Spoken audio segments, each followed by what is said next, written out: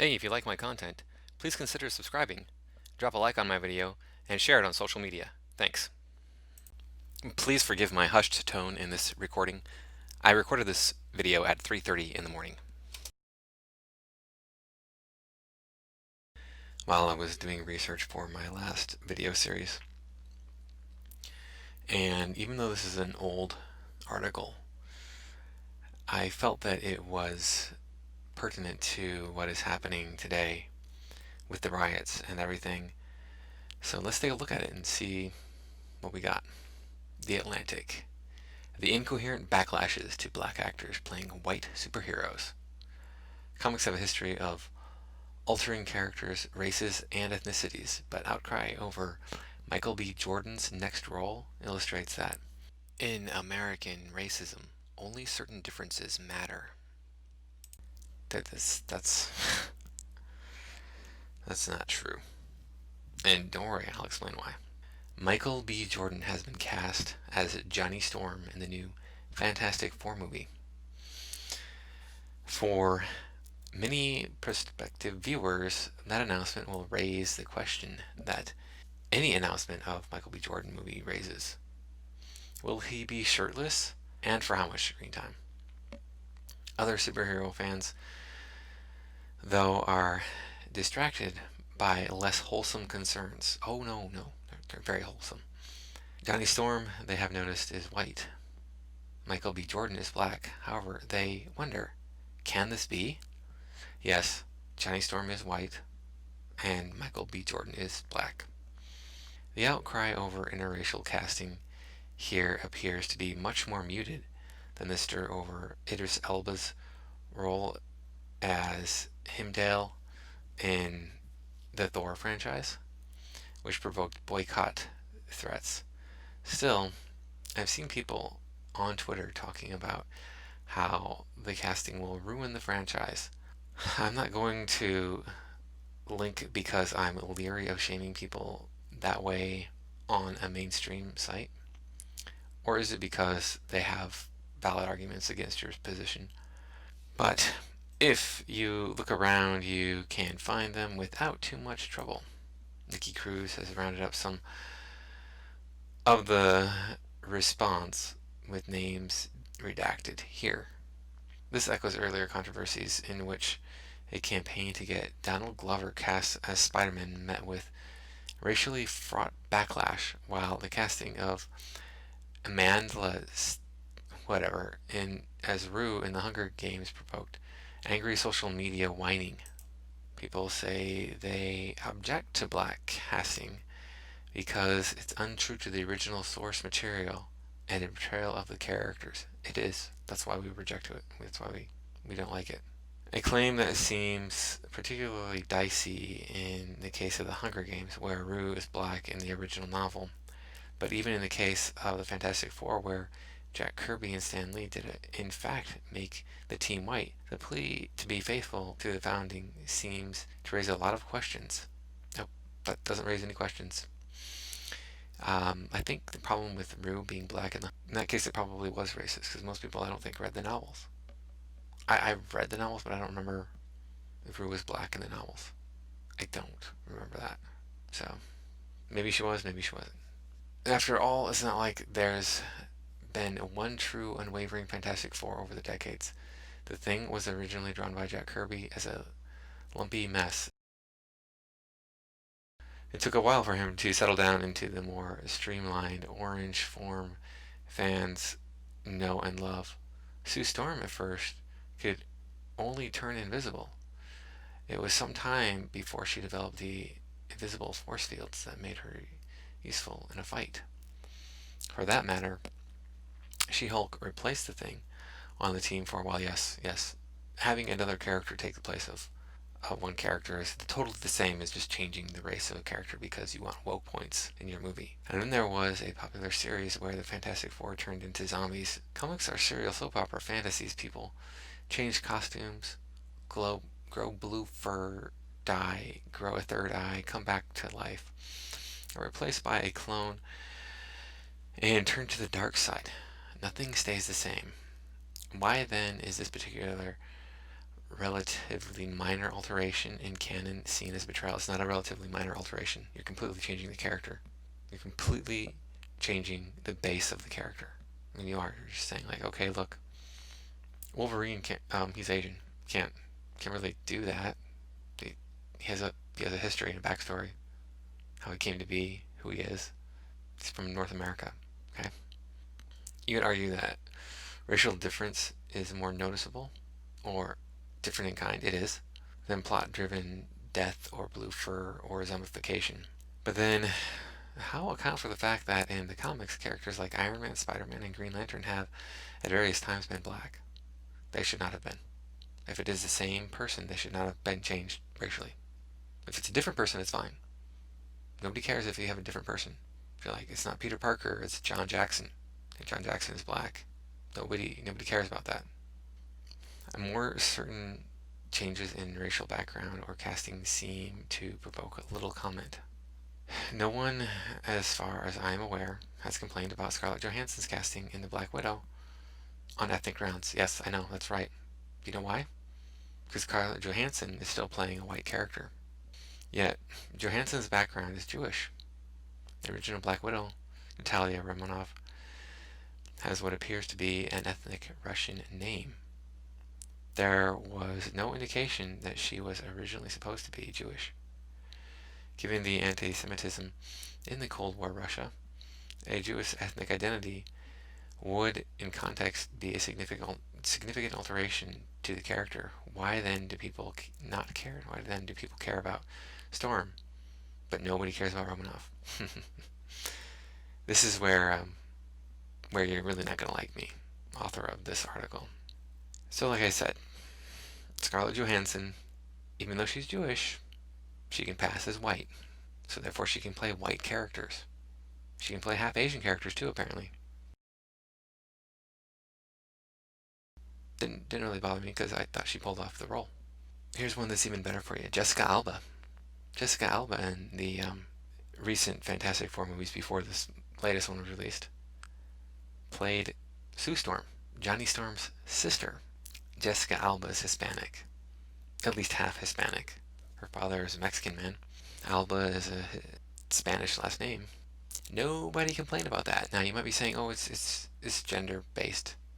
Nobody wants to complain about the pretty girl playing, a different race.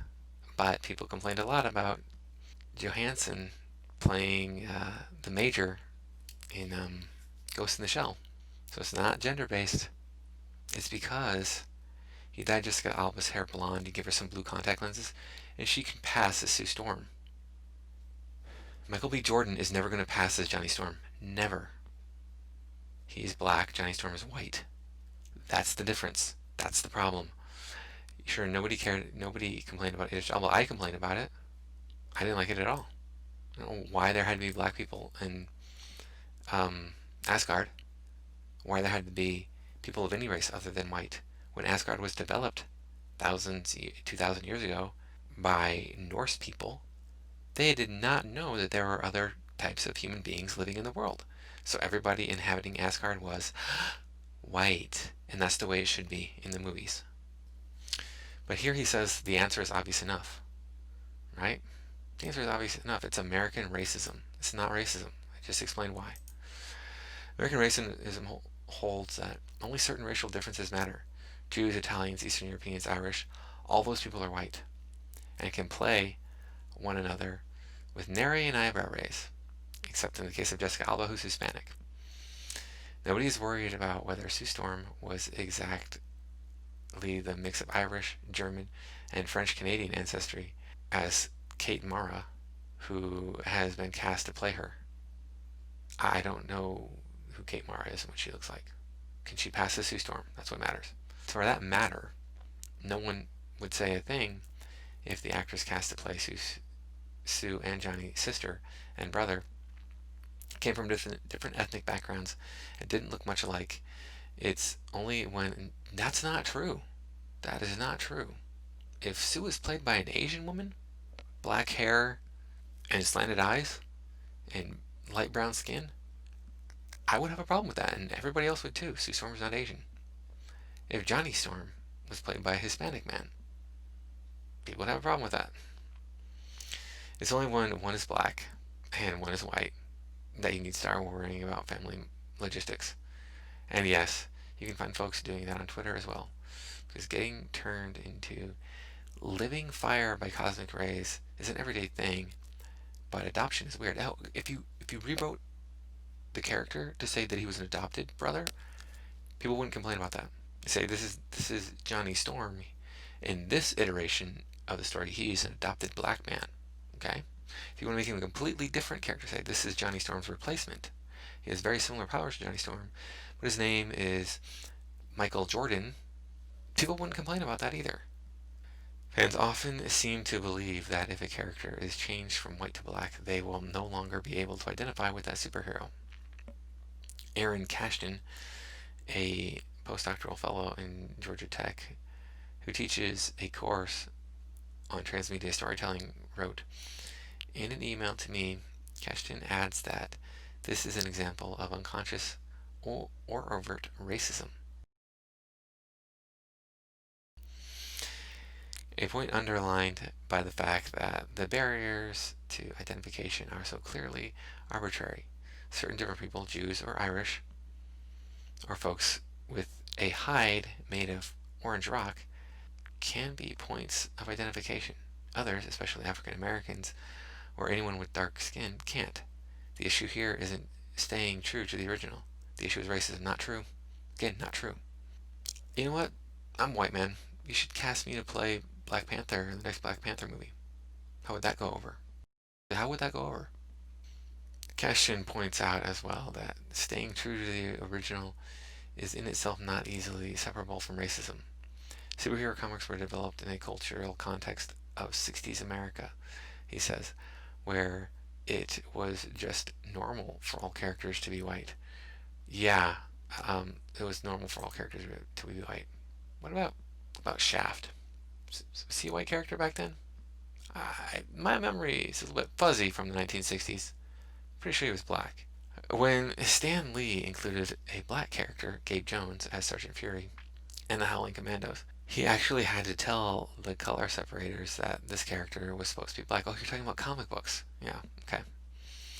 Because the default assumption was that every character would be white. Cashin adds that this default assumption of whiteness is no longer acceptable. Well, you're talking about when we first came out of Jim Crow laws. So there was reasons to not have black people in comic books. Legal reasons, political, social reasons. That's a good thing. Hopefully Fantastic Four will be a hit. I don't think it was. I'm pretty sure it bombed. In part because of Michael B. Jordan, shirtless or not. Yeah, I can't wait to see Michael B. Jordan shirtless again. Hollywood will continue to put African American superheroes on screen, and eventually folks won't feel any more need to grumble than they did when that Henry Cavill was cast as Superman. Yes, but Superman has always been played by a white man because Superman has white skin. Whether he's from Krypton or Mars or any one out of the other billions of planets that are out there in the universe. So having him be played by somebody who can't pass as white is ridiculous. You would have him played by an Indian actor, would you? You can't just go around changing the race of people randomly because you want your woke points. Characters should fit. You should be able to look at the screen and go, that's that character. You shouldn't have to look at the screen and go, oh, why is Superman black all of a sudden? Why is that black guy wearing a Superman costume? And I know this is just woke points because retroactively you had to make Hermione black. With so much stuff, oh, it's gotta be a black person. It's gotta be a black person. It's gotta be, well, why don't we do an Asian person? Well, why don't we do a Hispanic person? Well, why don't we do an Indian person? Or how about a Middle Eastern person? How about, we do a Jewish person for this one? How about we do the, yeah, no. It's never any of that. It's always white versus black.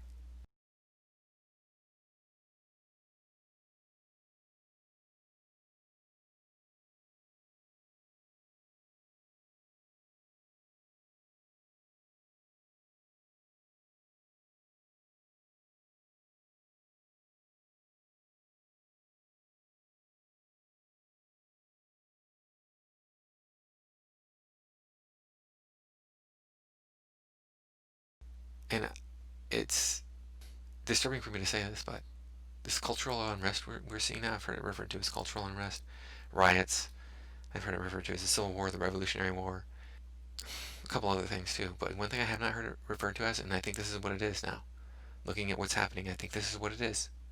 This is the beginnings of the race war. That's it. We've started the race war. And what's really sad is there's a lot of people capitulating to the side that is going to be against them when this really blows up. We're seeing the overt race war begin. That's what this is. It's been subversive. There's been a lot of grumbling, a lot of complaining, a lot of putting black actors in the place of white characters. Nobody complains about Fury in the Avengers series. Nick Fury's a white character. I complain about it, but nobody else listens. Nobody listens. It's not a big deal to me, but it's still something that shouldn't happen.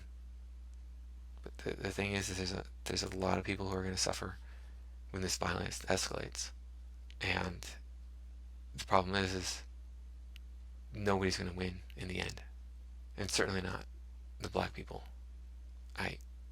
I'm telling you right now, don't go to war over this racial stuff. Get over it. There's nothing oppressing you in this country. And if there is something oppressing you, it's not a big enough deal to kill people over. Alright, well, that's what I got for you this time. Thanks for watching, and I'll see you later.